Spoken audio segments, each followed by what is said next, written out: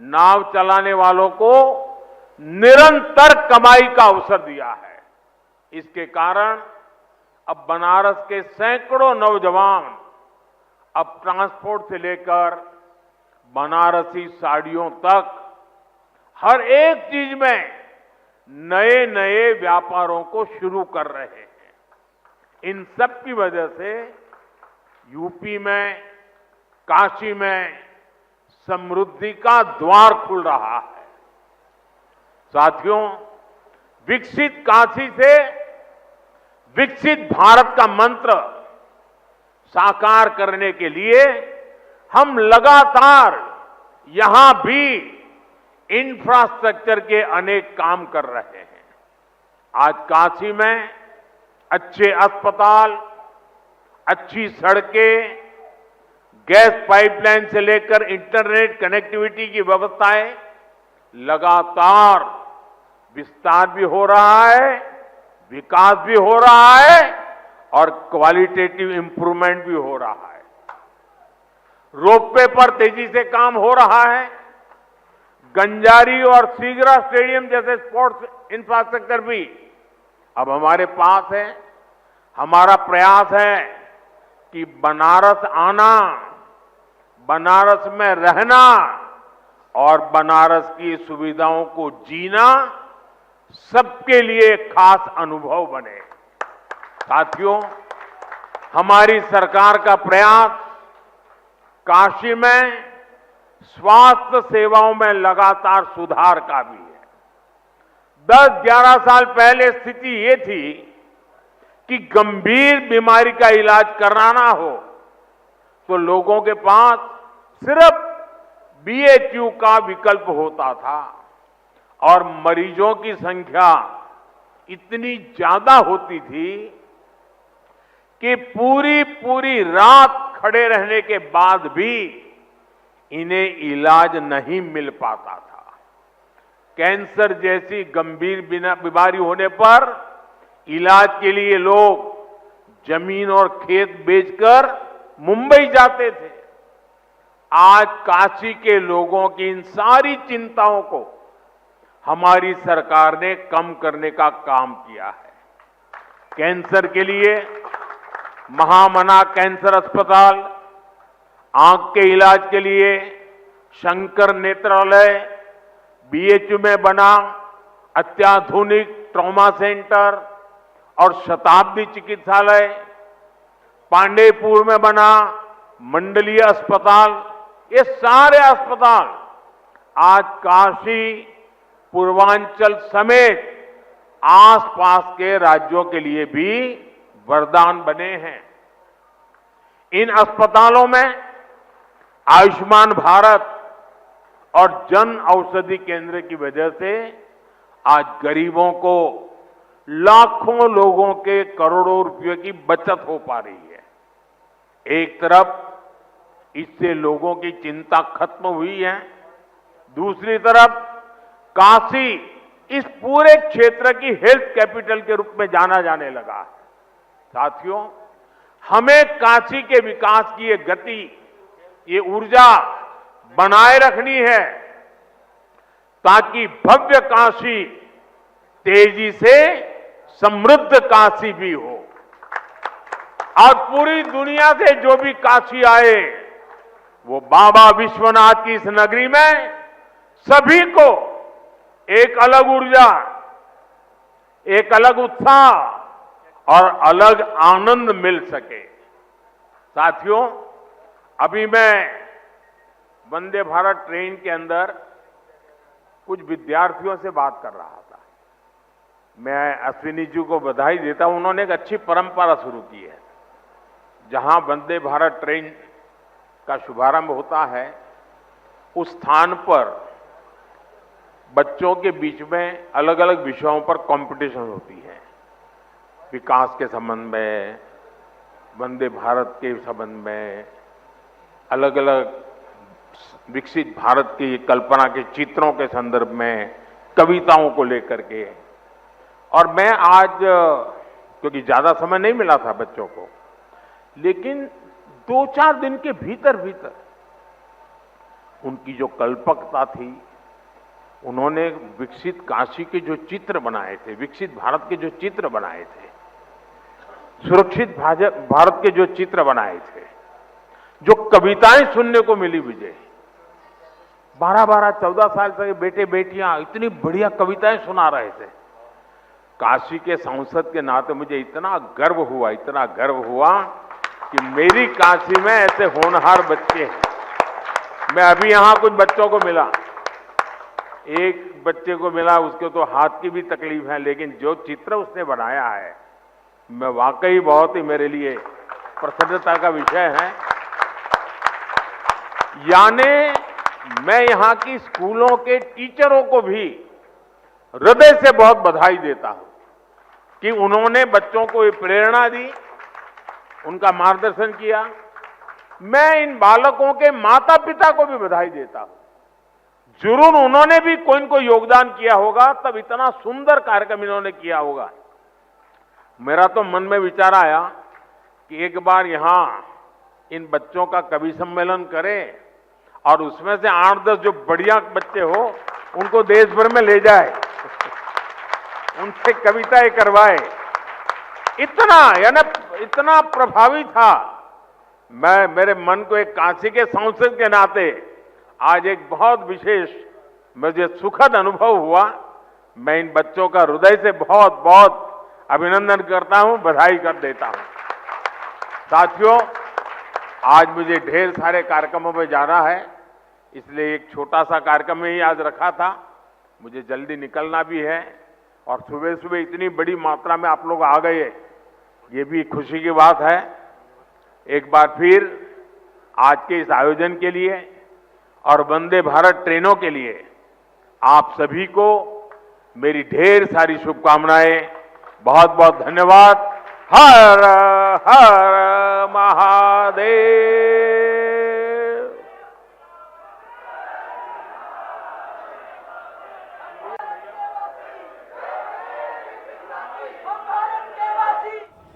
चलिए खबरों में आगे बढ़ेंगे। राष्ट्रपति द्रौपदी मुर्मू का अंगोला और बोत्सवाना का दौरा आज से अफ्रीकी महाद्वीप की 6 दिवसीय यात्रा पर रहेंगे। राष्ट्रपति द्रौपदी मुर्मू अफ्रीकी महाद्वीप के साथ भारत के विकास साझेदारी को मिलेगा बढ़ावा। तो आज से अफ्रीकी महाद्वीप की 6 दिवसीय यात्रा पर राष्ट्रपति द्रौपदी मुर्मू रहने वाली है। अफ्रीकी महाद्वीप के साथ भारत के विकास की साझेदारी को यहाँ बढ़ावा भी मिलेगा। राष्ट्रपति मुर्मू का अंगोला और बोत्सवाना का दौरा आज रहने वाला है। आज से 6 दिवसीय यात्रा पर अफ्रीकी महाद्वीप की यात्रा पर राष्ट्रपति द्रौपदी मुर्मू रहने वाली है और काफी अहम ये दौरा रहने वाला है, जहां अफ्रीकी महाद्वीप के साथ भारत की विकास साझेदारी को इस दौरे से बढ़ावा मिलेगा।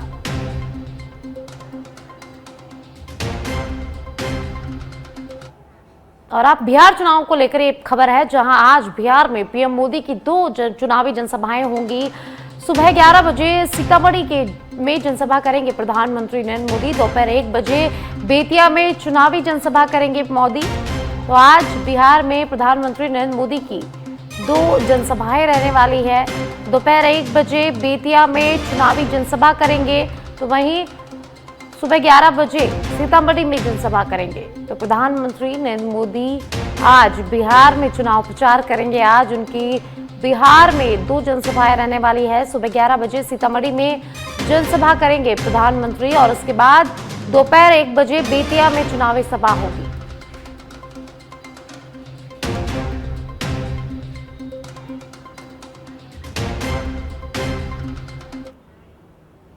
और अब जयपुर से खबर है, जहां 42 आरटीएस आरएस बने हैं। कार्मिक विभाग ने आदेश जारी किए हैं। तो जयपुर से एक खबर है, जहां 42 आरटीएस आरएस अधिकारी बनाए गए हैं। कार्मिक विभाग ने आदेश जारी किए हैं। जयपुर से खबर, जहां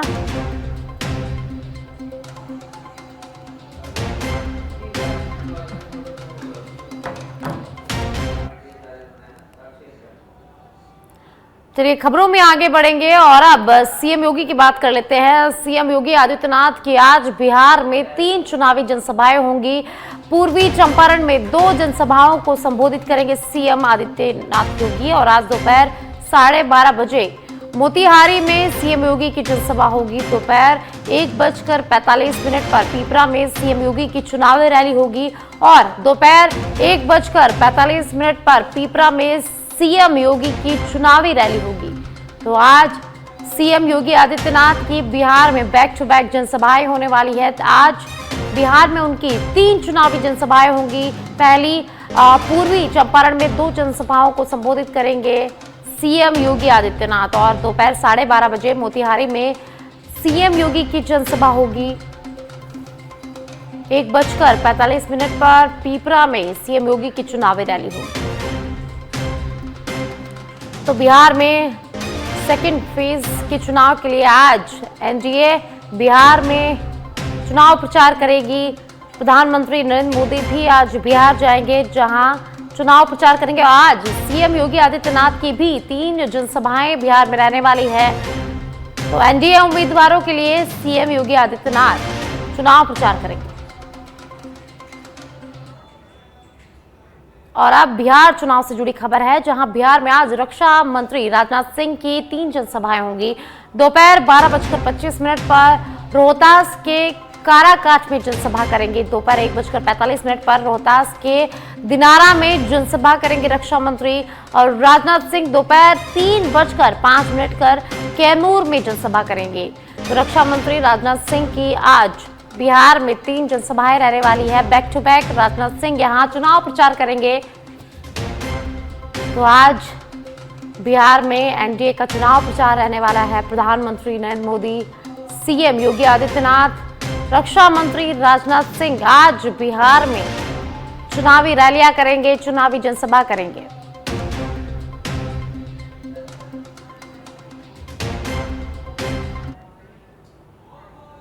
गृह मंत्री अमित शाह का बिहार दौरा। गृह मंत्री अमित शाह आज बिहार में 3 जनसभाएं करेंगे। आज सुबह 11:15 बजे पूर्णिया में अमित शाह की जनसभा होगी।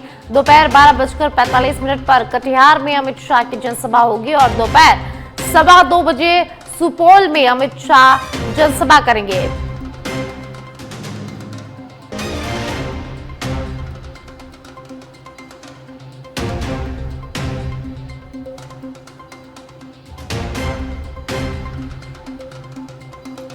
तो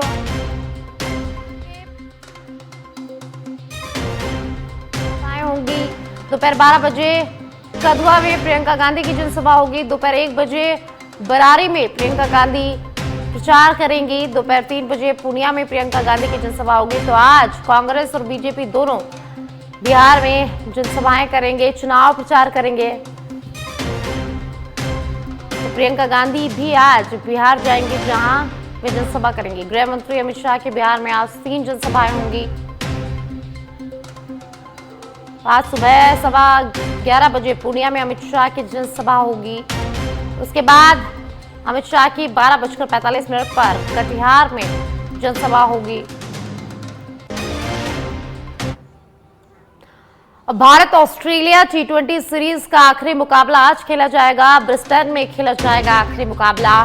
5वां T20 आज द गाबा स्टेडियम ब्रिस्बेन में दोपहर 1:45 पर शुरू होगा और अब तक दोनों टीमों के बीच 36 T20 में भारत 22 और ऑस्ट्रेलिया 12 मैच जीत चुकी है। ऑस्ट्रेलिया में खेले गए 16 मैचों में भारत को 9 और ऑस्ट्रेलिया को 5 में जीत मिली है। तो आज ऑस्ट्रेलिया और भारत के बीच आखिरी मुकाबला खेला जाएगा। 5वां T20 मैच आज भारत ऑस्ट्रेलिया के बीच खेला जाएगा। तो आज T20 सीरीज का आखिरी मुकाबला ब्रिस्बेन में खेला जाएगा। ब्रिस्बेन के द गाबा स्टेडियम में दोपहर 1:45 पर मैच की शुरुआत होगी। दिल्ली सरकार का प्रदूषण के चलते बड़ा फैसला। दिल्ली में सरकारी दफ्तरों का समय बदला गया है। सरकारी ऑफिस सुबह 10 से शाम 6:30 बजे तक खुलेंगे। एमसीडी ऑफिस सुबह 8:30 से 5 बजे तक खुलेंगे। तो दिल्ली सरकार ने बड़ा फैसला लिया है। दिल्ली में सरकारी दफ्तरों के समय में बदलाव किया गया है। सरकारी ऑफिस सुबह 10 से 6:30 बजे तक खुलेंगे, वहीं एमसीडी ऑफिस सुबह 8:30 बजे से 5 बजे तक खुलेंगे।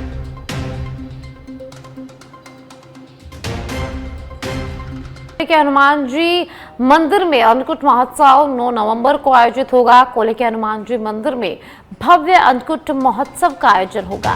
इस अवसर पर लाखों श्रद्धालु प्रसादी ग्रहण करेंगे। 31 भट्टियों पर विशाल अन्नकूट तैयार किया जा रहा है।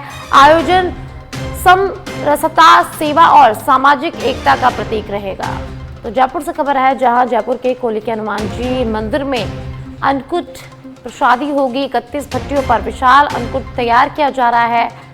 आयोजन समरसता, सेवा और सामाजिक एकता का प्रतीक बनेगा। 6 नवंबर को कोले के हनुमान जी मंदिर में अन्नकूट महोत्सव होगा, जहां लाखों श्रद्धालु आकर अन्नकूट ग्रहण करेंगे, प्रसादी ग्रहण करेंगे।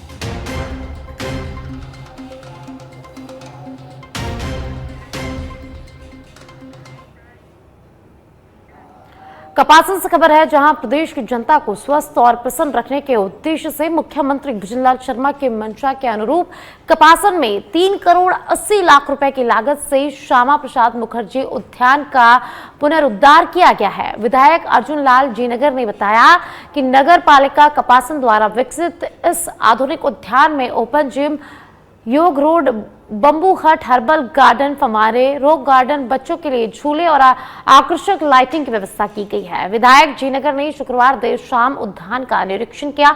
इस दौरान पालिका उपाध्यक्ष सैयद एजाज अली, बझायुमा अध्यक्ष विकास बारेगामा, आशीष सोनी, राकेश आचार्य सहित कई भाजपा कार्यकर्ता और स्थानीय नागरिक उपस्थित रहे। शार्क का नवीनीकरण किया गया और नगर पालिका बोर्ड ने जिस प्रकार से पूरा मन लगा करके काम किया, इसके लिए तो मैं नगर पालिका को बधाई दूंगा। साथ ही हमारे मुख्यमंत्री जी ने जैसे कि सोचा था तो प्रत्येक नगर पालिकाओं में गाँव के अंदर स्वच्छता रहे, लोग स्वस्थ रहे, घूमने के लिए उनको पर्याप्त जगह मिले। इसी निमित्त नगर पालिका प्रशासन में इस पूरे बोर्ड में हमारे चेयरमैन साहिबा ने उनके सभी साथियों ने मिलकर के इस पार्क को डेवलपमेंट करने के लिए नगर पालिका के द्वारा 3 करोड़ 80 लाख रुपए की निवेश से। और अब माउंट आबू से खबर है, जहां माउंट आबू में इन दिनों वन्य जीवों की आवाजाही रिहायशी इलाकों तक बढ़ गई है। नक्की झील किनारे स्थित श्री सर्वेश्वर रघुनाथ जी मंदिर की है, जहां भोर की आरती से ठीक पहले श्रद्धालुओं का भालुओं का एक जोड़ा मंदिर परिसर में घुस गया। माउंट आबू वन्य जीव अभ्यारण्य क्षेत्र से भटके ये भालू कुछ देर तक परिसर में घूमते रहे और खाली दूध के कैनों का निरीक्षण करते भी दिखाई दिए। मंदिर कर्मचारियों ने शोर मचाकर भालुओं को बिना किसी नुकसान के जंगल की ओर भगा दिया। हालांकि कुछ देर के लिए वहां दहशत का माहौल बन गया था। नक्की झील के पास स्थित यह रघुनाथ जी का मंदिर अपनी विशेषता के लिए प्रसिद्ध है। यहाँ भगवान राम तपस्वी वेश में अकेले विराजमान है, बिना माता सीता और भाई लक्ष्मण के। माउंट आबू का क्षेत्र वन्यजीव अभ्यारण्य से सटा होने के कारण भालू और अन्य जानवर अक्सर भोजन पानी की तलाश में आबादी वाले क्षेत्रों तक पहुंच जाते हैं।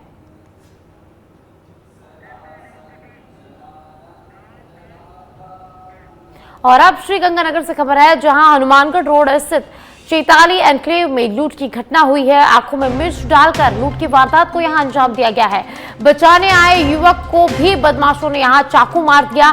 करीब 4 लाख की लूट यहां हुई है और लैपटॉप भी बदमाश लेकर फरार हो गए। बाइक सवार 2 बदमाशों ने वारदात को अंजाम दिया है। बदमाशों को पकड़ने के लिए सदर थाना पुलिस ने नाकाबंदी करवाई। तो श्रीगंगानगर से खबर है, जहां 2 युवकों ने चोरी की वारदात को अंजाम दिया। करीब 4 लाख की लूट यहां हुई है और लैपटॉप भी बदमाश लेकर फरार हो गए। बाइक सवार 2 बदमाशों ने वारदात को अंजाम दिया। वहीं बीच में आए युवक को भी बदमाशों ने चाकू मार दिया। हनुमानगढ़ स्थित चौक की घटना है। आंखों में मिर्च डालकर यहां लूट की वारदात को अंजाम दिया गया है। और अब जम्मू कश्मीर से खबर है, जहां कुपवाड़ा में घुसपैठ की कोशिश नाकाम रही। केरन सेक्टर में घुसपैठ की कोशिश नाकाम रही। कुपवाड़ा में सेना का ऑपरेशन पिंपल लगातार जारी है। आतंकियों ने सेना पर फायरिंग की। कुपवाड़ा में सुरक्षा बलों ने आतंकियों को घेरा। जम्मू कश्मीर से खबर है, जहां कुपवाड़ा में घुसपैठ की कोशिश नाकाम रही। केरन सेक्टर में घुसपैठ की कोशिश नाकाम रही है। कुपवाड़ा में सुरक्षा बलों ने आतंकियों को घेरा। कुपवाड़ा में सेना का ऑपरेशन पिंपल जारी है, जहां सुरक्षा बलों ने आतंकियों को घेरा है।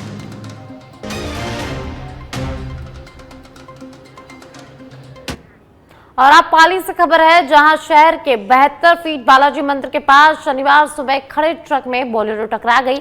हादसे में एमपी दतिया निवासी 30 वर्षीय राजवीर की मौके पर ही मौत हो गई, जबकि उसके परिवार के 6 सदस्य इस हादसे में घायल हो गए। हादसे में ड्राइवर सहित 6 लोग घायल हो गए हैं। सभी का बांगड़ हॉस्पिटल में इलाज जारी है। सभी एक ही परिवार के सदस्य हैं और ये परिवार पिछले 10 साल से बाड़मेर के धोरी मन्ना में पानीपुरी का ठेला लगाता है। दीपावली पर गांव जाने के बाद वे शनिवार सुबह वापस लौट रहे थे, तभी यह हादसा हो गया है।